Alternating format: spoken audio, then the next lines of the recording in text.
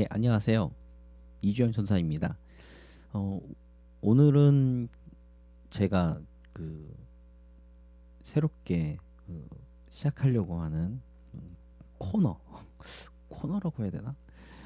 새롭게 좀 시작하려고 하는데요. 그것은 편견 없는 성경 공부. 이건 가제입니다.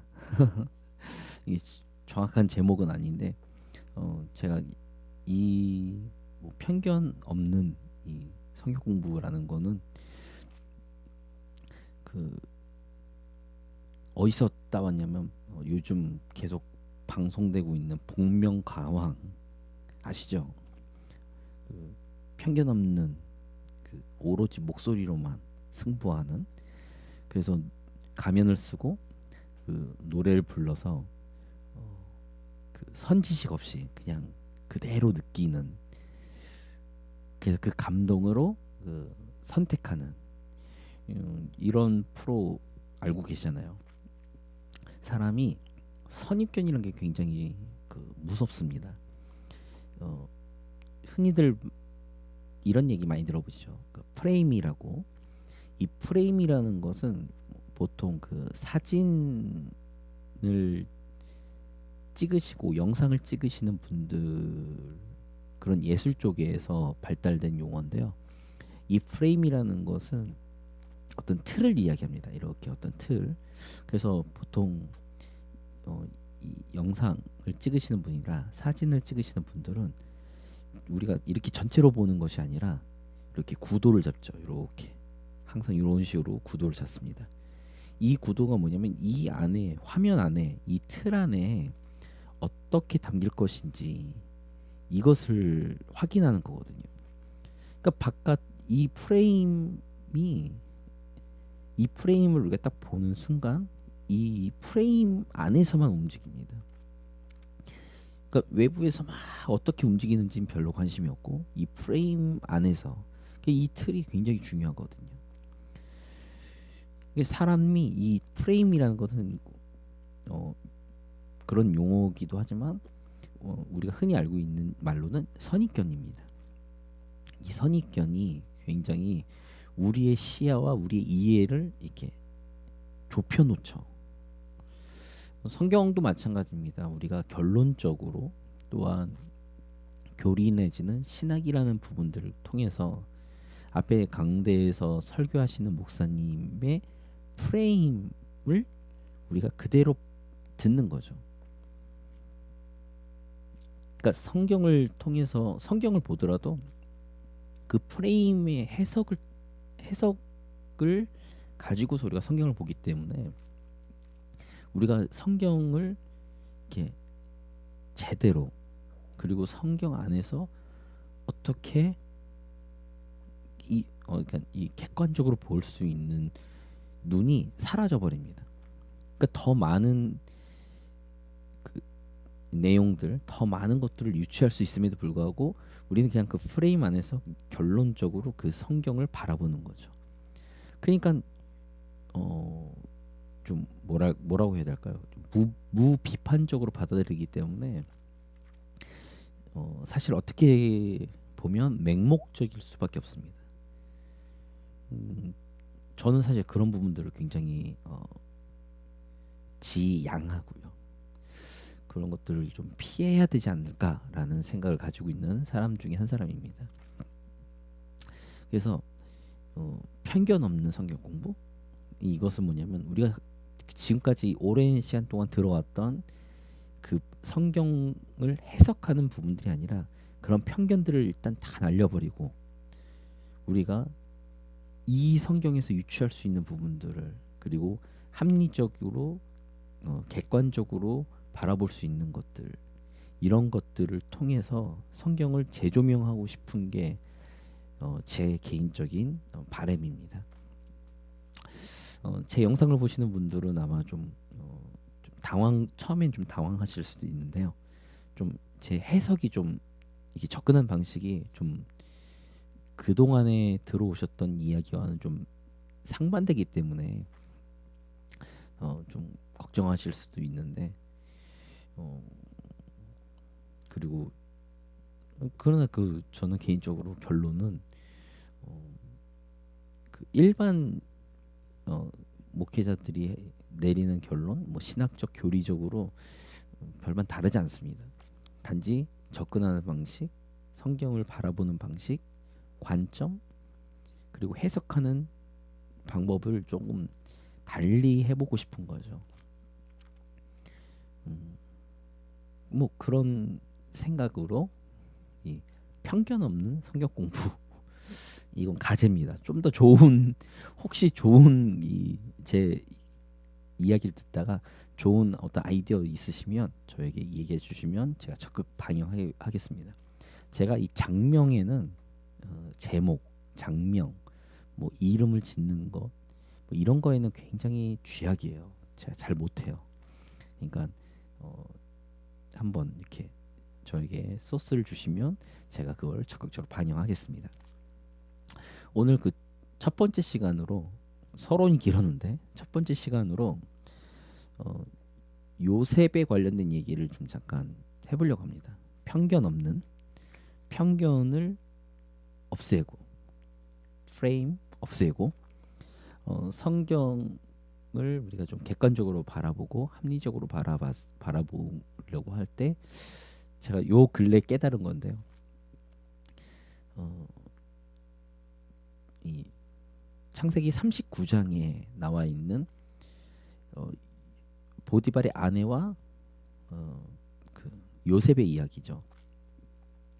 이 이야기 속에서 보디발이 우리가 흔히로 듣기로는 종이었던 요셉인데 종이지만 총무잖아요. 그 요셉을 요셉이었는데 보디발의 아내가 유혹을 했죠. 보디발의 아내가 유혹을 했는데 요셉은 그걸 거절했습니다. 거절했는데 그는 감옥에 가죠. 그래서 우리가 흔히 꼬꾸라졌다라고 이야기를 해요. 물론 이게 꼭 인생이 꼬꾸라진 건 맞습니다. 근데 제가 이 창세기 39장에 나와 있는 이 부분에서 제가 퀘션 마크를 갖고 있는 게 하나 있어요. 다른 거에 대한 해석은 다른 목사님들과 비슷한데 주석을 봐도 그렇고요. 그리고 창세기 관련된 또 요셉에 관련된 책자들이나 그런 자료들을 모아보면 요셉이 감옥에 갔는데 이 감옥이요. 나중에 보면 그 왕의 측근들이 들어오잖아요. 술 맡은 자와 떡 굽는 사람. 이 사람들은 왕의 측근들입니다. 그 중직이었거든요. 근데 이들이 잡혀 들어가요. 그래서 대부분의 성경학자들이나 주석가들은 요셉이 갇힌 이 감옥은 일반 감옥과는 우리가 생각하는 일반 감옥과는 좀 다르다. 그래서 좀 시설이 괜찮고 그리고 이런 고위직들 잘못한 사람들을 가두는 좀 다른 감옥일 거라는 그 주장과 생각들을 많이 하십니다. 그래서 이 해석과 이 주석 그리고 이런 부분들에 대해서는 대부분들의 설교자들이나 주석가들은 거의 대부분 동의하시거든요. 그럼 여기서 드는 퀘션 마크 질문 하나. 그러면 보디발은 왜 요셉을 그곳으로 보냈느냐 이거죠. 왜 그곳으로 보냈을까요? 그런 중직자들, 고위직들이 들어가는 감옥에 왜 보디발은 넣었을까요? 제가 궁금한 게 바로 여기였어요. 한번 생각을 해보세요. 이방인이에요. 그렇죠? 요셉은 애굽에 팔려온 이방인이에요. 그리고 종이었어요. 대부분의 고대 국가들에서 종은 사람 취급을 받지 않습니다. 사람 취급을 받지 못했죠. 그러면 애굽은 달랐을까? 애굽은 좀 다른가? 글쎄요, 애굽은 달랐을까요? 더군다나 보디발의 아내를 어, 겁탈하려고 했다라는 누명을 썼어요. 그러면 보디발이 그 당시 보디발은 요셉을 죽여도 됐었어요. 그냥 그 자리에 죽여도 괜찮았습니다. 이 부분이 이방인에다가 종이었던 이 사람들이 가지고 있는 어떤 부조리라고 해야 될까요? 어떤 그런 부분들을 우리가 어디서 유추할 수 있냐면요. 출애굽기에 보면 모세가 바로의 딸의 양자로 들어갔음에도 불구하고 그가 애굽 사람을 때려서 죽였어요. 그리고 난 다음에 왕이 알았습니다. 바로 왕이 알았습니다. 그러니까 모세는 어떤 행동을 취하나요? 그는 미디안 광야로 도망가 버립니다. 대부분들의 많은 성경 설교가들이나 성경학자들은 왕자의 신분이었을 거다라고 이야기를 하죠. 틀린 말은 아니죠. 바로의 딸, 공주의 아들이니까 왕자의 신분? 그런데 왜 도망갔을까? 애굽 사람을 죽였다고 해서 도망가는 거죠. 이게 이해가 안 돼요. 그러니까 합리적으로 생각을 하면 모세 시대 때조차도 모세가 바로의 딸의 양자로 들어갔음에도 불구하고 이방인이었어요. 유대인이었죠. 그 유대인이 애굽 사람을 본토 사람을 때려서 죽였어요. 그것을 아니까 그걸 바로 왕이 아니까 도망가 버렸습니다. 항변도 안 해요. 그냥 도망가 버립니다. 자기가 죽을까 봐. 그런데 지금 요셉은 종의 신분이었는데 왜 그런 감옥으로 갔을까라는 거죠. 궁금하지 않으세요? 전 되게 궁금했거든요. 그냥 바로 죽일 수 있는 거 아닌가? 라는 거죠. 근데 여기서 우리가 유추할 수 있는 게 있습니다. 보시면요. 창세기 39장을 보면 이래요. 2절과 3절을 보면요. 여호와께서 요셉과 함께 하심으로 여호와께서 요셉과 함께 하셨다는 거죠. 그가 형통한 자가 되었다. 그가 형통한 자가 되어 그의 주인 애굽 사람의 집에 있으니 그의 주인이 여호와께서 그와 함께 하심을 보며 또 여호와께서 그의 범사에 형통하게 하심을 보았더라. 그렇죠? 그리고 난 다음에 4절에 이렇습니다. 요셉이 그의 주인에게 은혜를 입어 섬김에 그가 요셉을 가정총무로 삼고 자기의 소유를 다 그의 손에 위탁하니라는 거죠. 여기서 중요한 건 뭐냐면 여호와께서 요셉과 함께 하셨다라는 문구가 두 번 나오죠. 두 번. 2절 보면 2절에 한 번 나오고요. 그리고 3절이 나오는데 2절은 하나님이 요셉과 함께 하심으로 그가 형통한 자가 되었다는 거고요. 3절은 그 주인이 그 여호와께서 함께 하신 것을 주인이 보았다는 거예요. 그러니까 보디발은요. 요셉을 보니 하나님이 함께 하셔서 그가 형통한 자가 된 것을 알았어요.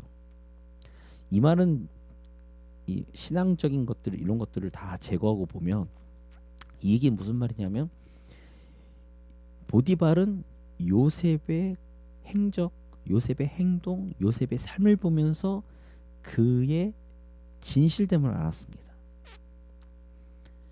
그리고 그가 어떤 성품을 갖고 있고 어떤 사람인지를 알고 있었어요.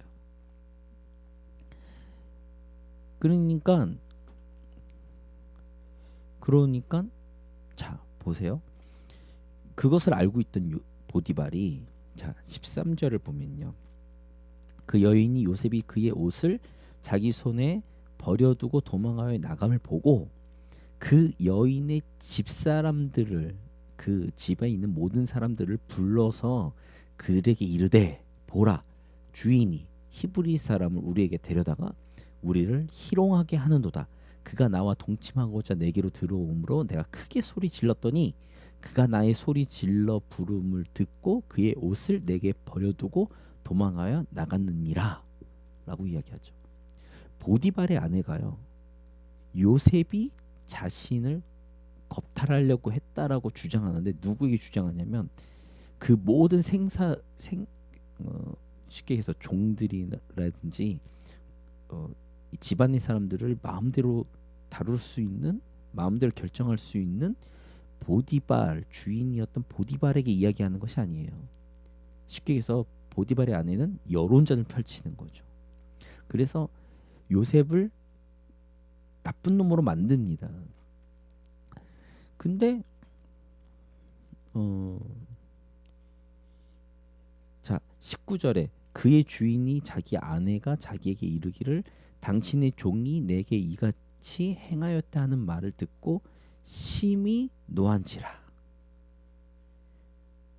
여기서 이 대부분의 많은 성경학자들이라든지 주석가 설교가들이 이 부분 심히 노했다라는 거죠. 보디발이 노했기 때문에 심히 노했다라는 노한지라라고 표현한 이 표현을 가지고 요셉을 죽이려고 요셉을 감옥에 가뒀다라고 하는데, 만약에 정말로 심히 노했다면 그는 그냥 일반 감옥에 가야죠. 아니면 바로 보디발이 칼 빼서 그를 죽여야죠. 그런데 이 다음에 보면 20절에 이에 요셉의 주인이 그를 잡아 옥에 가두니 그 옥은 왕의 죄수를 가두는 곳이었더라 라는 거예요. 왕의 죄수를 가두는 곳에 왜 요셉을 보디발이 보냈는가? 자기를 겉간하려고 들었다. 자기를 범하려고 들었다. 그러니까 당신이 데려온 그놈의 종이 나를 욕보이려고 했다라고 보디발의 아내가 보디발에게 먼저 얘기한 것이 아니라 여론전을 펼쳤어요. 그리고 난 다음에 보디발에게 이야기했죠. 그랬더니 보디발이 열이 받았어요. 근데 열이 받았는데 그 열받은 것이 우리가 흔히 생각하는 그런 경노가 아니었다라는 거죠. 그러니까 제 말이 좀 이해하기 좀 힘드실 수 있는데 제가 딱 정리해서 말씀드려야 되는데, 정말로 심히 노했다면 그 자리에서 칼을 뽑아서 그를 죽여도 보디발은 아무런 문제가 없습니다. 그리고 정말 열이 받았기 때문에 그를 개고생할 수 있는 정말로 일반 감옥에 보내야 되는데 보내지 않고 왜 왕의 죄수들을 가두는 곳에 그 감옥에 가뒀는가? 그거는요, 그동안에 제가 삶으로 살면서 또한 여러 가지 경험들을 통해서 보니까 보디발이 그동안의 요셉이 보디발에게 행했던 선한 일들, 형통하게 정말 성실하게 정말로 열심히 최선을 다해 가정 총무로서 보디발의 종으로서 살아왔던 요셉의 모습을 통해 요셉의 모습을 인정하고 존중한, 그래서 최소한의 의리를 지킨 거죠. 그러니까 요셉이 그런 누명을 썼고 그 누명 가운데서 감옥으로 갈 수밖에 없는 상황이었음에도 불구하고 그동안의 요셉의 삶이 그 경노하는 보디발의 마음 한쪽 구석에 있어서 보디발이 적어도 그냥 그동안에 나에게 했던 일들, 우리 집안을 위해서 일했던 것들에 대한 적어도 최소한의 어떤 보상이라고 해야 될까요? 그래서 왕의 죄수를 가두는 감옥으로 보냅니다. 그래서 40장부터 시작되는 요셉의 또 다른 기회가 오는 거죠. 우리 크리스찬들이 놓치고 있는 게 있습니다. 특히 요셉에 관련된 이야기를 보면서 우리가 놓치고 있는 게 상당히 많아요. 상당히 많은 게 뭐냐면요. 우리의 삶이 매 순간순간의 삶이 모여서 매일매일 순간순간의 삶이 모여서 내 삶 전체가 된다라는 사실을 우리가 조금 간과하는 거죠. 그러니까 하나님께서는 매 순간순간 최선을 다하고 그 순간순간에 대해서 하나님을 인정하고 하나님의 뜻을 따라 살아라 라고 말씀하시지만 우리는 그것에 대해서 별로 중요한 그 부분이 중요하게 작용한다는 생각을 안 한다는 거예요. 우리의 삶 가운데서. 요셉의 이 부분 정말로 최악 자기의 목숨을 자기는 정말 아무것도 안 하고 누명을 썼지만 자신이 그 누명 가운데서 절체절명의 위기 가운데서 죽음의 그 자리에서 죽을 수 있는 그 자리 그 정말 자기가 종이 아닌 죄인 그 가운데서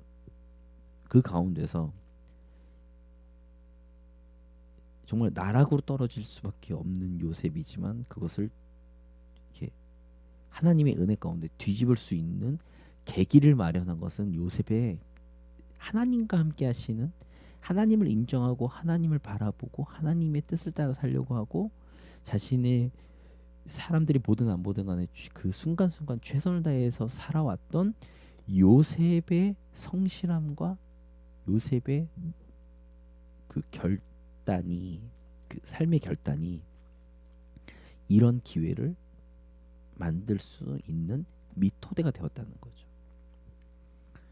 그러니까 우리가 매 순간순간 우리의 삶 가운데 살아가면서 우리가 최선을 다하지 못한다. 하나님의 뜻을 따라 살려고 하지 않는다. 그것이 밑 빠진 독에 물 붓는 것처럼 보이고 아무런 의미가 없어 보이는 것처럼 보이지만 그것이 아니라는 것을 우리가 좀 요셉의 이 모습을 통해서 우리가 좀 깨달아야 됩니다.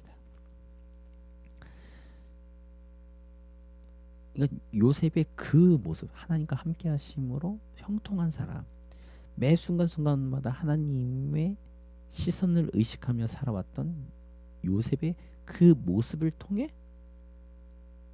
보디발의 그 경로가 최소한의 어떤 의리로 작용할 수 있는, 그래서 왕이 죄수를 가두는 감옥으로 가서 이 술 맡은 관원을 만나게 되고, 그래서 바로의 꿈을 해몽해 줄 수 있는, 해석할 수 있는 기회를 통해 그가 국무총리 자리로 올 수 있는, 왕의 2인자가 될 수 있는 자리로 올라갈 수 있는 그 모습, 그런 계기를 제공할 수 있다는 거죠.